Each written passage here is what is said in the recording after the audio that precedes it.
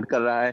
कभी देश विरोधी नारे, तो कभी हिंदू मुस्लिम, तो कभी उमर खालिद, इस तरह की चीजों का आरोप लगता आया। उसके बाद इस प्रदर्शन में जिस तरीके से कांग्रेस के पवन खेरा दिख रहे नजर आ रहे हैं, उसके बाद डिंपल यादव दिखाई दे रही हैं, उसके बाद धर्मेंद्र यादव दिखाई दे रहे हैं, इसके अलावा प्रकाश राज जो कि साउथ के एक बड़े एक्टर है, वो इस प्रदर्शन में, सोनम वांगचुक जब वो प्रदर्शन पे, जब वो अनशन पे थे, उनके स्टेज पर आते हैं। इसके अलावा और कई बड़े नेता दिखाई देते हैं। तो इसके पीछे का मकसद क्या?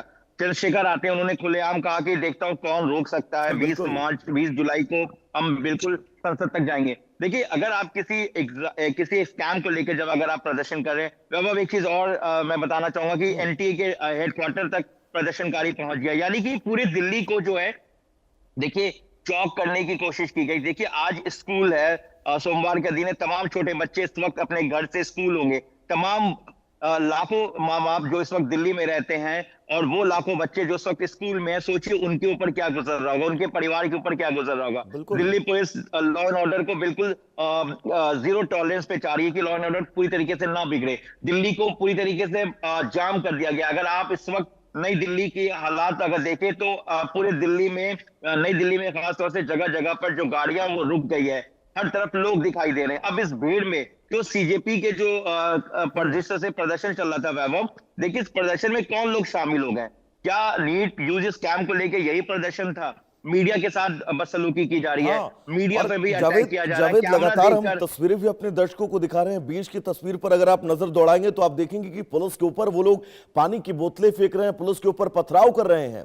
ये प्रदर्शन और ये देश की संसद तक अगर पहुंचते तो आप सोचिए वहां पर स्थितियां क्या होती। और ये देश की संसद है, किसी का चौक चौराहा नहीं है। ये हमारे और आपके लिए गर्व का विषय, गर्व की इमारत है। जावेद। देखिए वैभव, देखिए, अगर मैं किसी पार्टी को अगर सपोर्ट नहीं करता हूं, तो इसका मतलब ये नहीं कि हमारे देश का प्रधानमंत्री नहीं है। देश का बिल्कुल। प्रधानमंत्री एक ही होता है, और जिस तरीके से देश का संविधान वो एक ही है, किसी एक या किसी दो के लिए संविधान नहीं बदलता है। अगर आप किसी स्कैम को लेकर अगर आप प्रदर्शन करें, तो उसका ये तरीका नहीं कि आप दिल्ली पुलिस यूनिफॉर्म पर, जो आपके लिए है, जो आपके लिए दिल्ली की सड़कों पर अपनी सुरक्षा दे रही है, आप उन पे पहले चप्पल फेंकते हो, उसके बाद फिर आप गमला फेंकते हो, पत्थर फेंकते हो। इसमें कई पुलिस वाले जो है इसमें इंजर्ड हुए, कई कई के सरों पर चोट आई। इसमें सीजेपी के, जो अगर हम कहेंगे कि अगर जो ये प्रदर्शनकारी थे, जो ये प्रदर्शन करते सीजेपी के, क्योंकि सीजेपी ने ही सारा ये कॉल लिया था। अब जिस तरीके से कॉल लेने के बाद मुझे नहीं लगता कि अभिजीत दीपके के कंट्रोल में ये पूरे प्रदर्शनकारी, देखिए, संसद में अंदर दाखिल होने की कोशिश कर रहे हैं, सिक्योरिटी पूरी तरीके से अलर्ट है। देखिए, देश की दिल्ली वो क्या सोचेगी? जो बच्चे भी स्कूल में, जो नई दिल्ली के कई ऐसे बड़े स्कूल हैं जहां पे बच्चों की अभी छुट्टी होनी है, ऐसे में वो पेरेंट्स या वो बच्चे अब किस तरीके से इस चीजों को देखेंगे, उन पर क्या गुजरेगा? जिस तरीके से पूरी सुरक्षा कहीं ना कहीं इस वक्त को लेकर एक बड़ा सवाल बन गया, वही दिल्ली पुलिस लगातार कोशिश में है कि जो सुरक्षा है वो पूरी तरीके से कायम किया जाए, और जो प्रदर्शनकारी है उनको किसी तरीके से अब हटाया जाए, क्योंकि जो प्रदर्शन है वो पूरी तरह से उग्र होता जा रहा है। जी।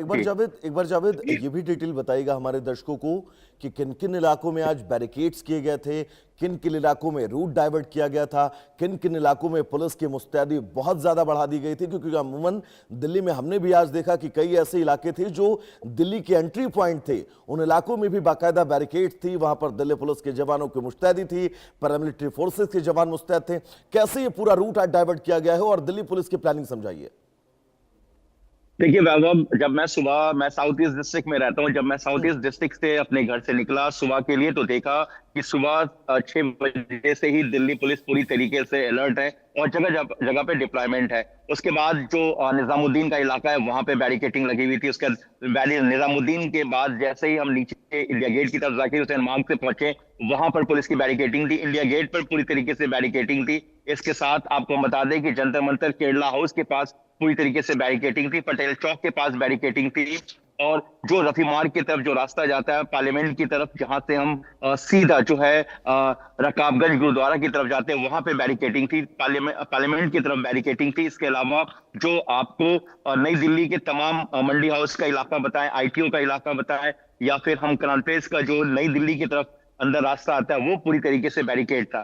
देखिए, जगह जगह पे बैरिकेटिंग की गई थी। दिल्ली पुलिस ने सुरक्षा के पूरे इंतजाम किए थे, और ये साफ दिल्ली पुलिस की तरफ से कहा गया था कि किसी भी प्रदर्शनकारी को जो है वो पार्लियामेंट की तरफ कूच होने नहीं दिया जाएगा। और अगर पार्लियामेंट जो बैरिकेटिंग से इस तरफ अगर कोई आता है तो उस पर सख्त से सख्त जो है वो कार्रवाई होगी।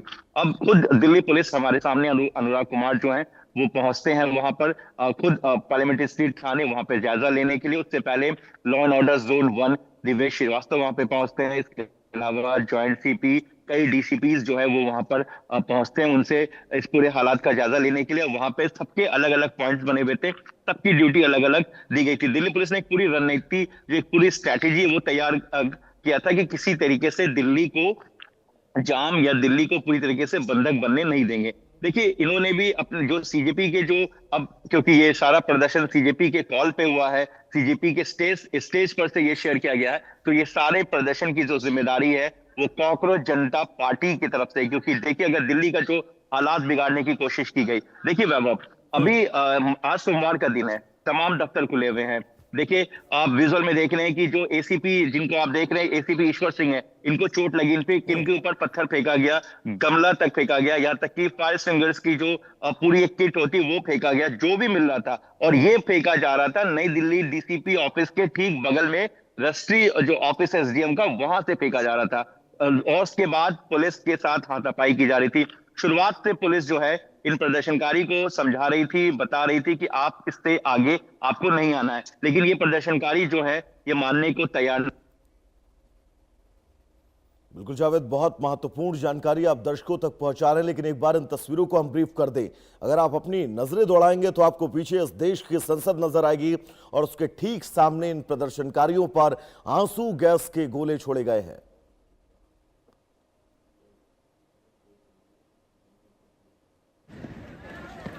तो चलिए इस प्रदर्शन के बीच एक बहुत बड़ी खबर आपको बता दें। सीजेपी प्रवक्ता सौरभ दास ने जेपी नड्डा से मुलाकात की है। आशुतोष रांका भी इस दौरान मौजूद रहे। सरकार ने बातचीत के लिए संपर्क किया है, युवाओं की मांगों पर चर्चा हुई है, यह बात सौरभ दास ने कही है।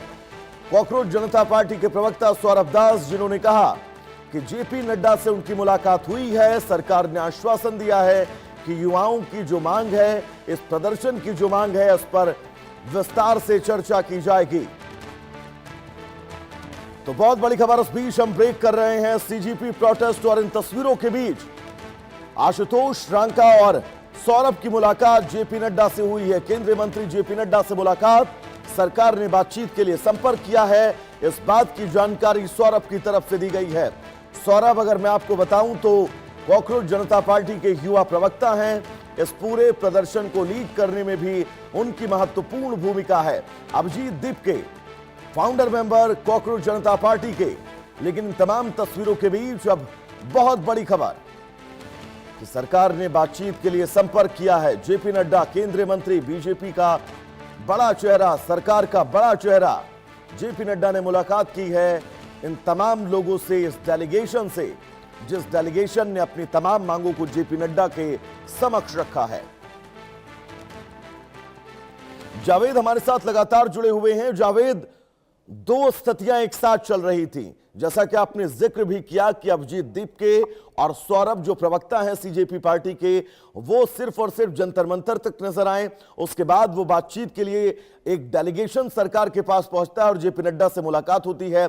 दूसरी तरफ ये प्रदर्शनकारी जो नेतृत्वहीन होकर सड़कों पर हंगामा काटते रहे। जावेद, बिल्कुल, देखिए जब एक तरफ जब पूरा एक मैसेज या दिल्ली पुलिस ने ये मैसेज दिया कि जो सीजेपी के जो लीडर हैं जिन्होंने इस कॉल को, इस प्रदर्शन को कॉल किया है, उनकी मुलाकात जो है सरकार के रिप्रेजेंटेटिव से होने जा रही है, तो ऐसे में आप प्रदर्शन को रोकिए, आप उग्र रूप मत लीजिए।